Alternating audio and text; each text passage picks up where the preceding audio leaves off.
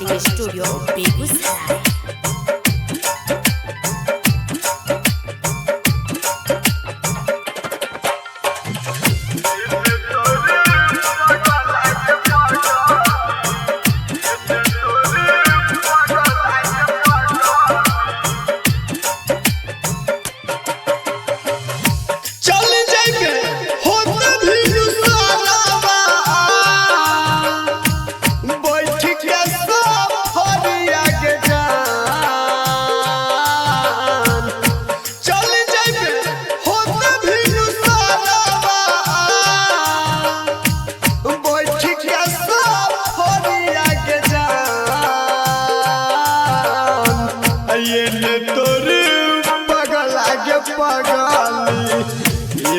तोरे पगला के पगली रोते रोते करा तो बिहान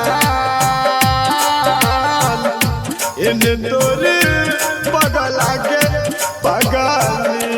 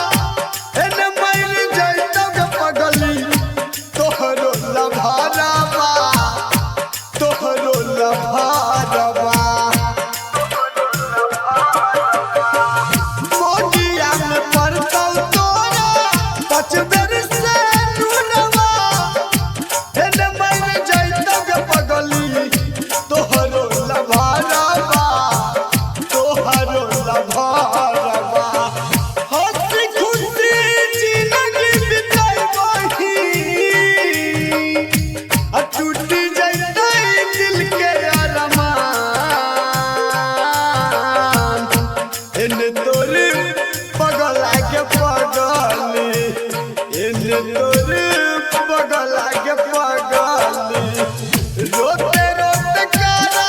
तो बिहान इन्हें तोरे पगला के पगली रोते रोते करा तो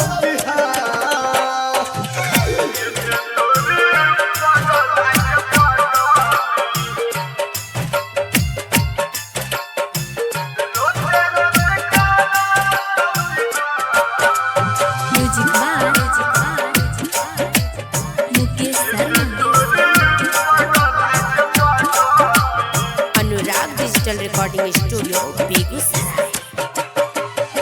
सात फेरा सैया संगे लइले जान गे अपना देशा बाप रखल नहीं ध्यान गे रखल नहीं ध्यान गे सात फेरा सैया संगे लइले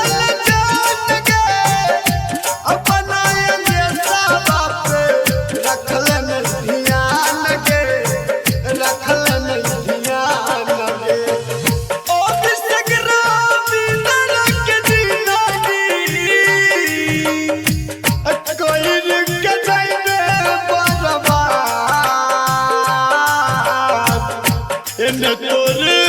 पगला के पगली इन्हें तोरे पगला के पगली रोते रोते करा तो बिहान इन्हें तोरे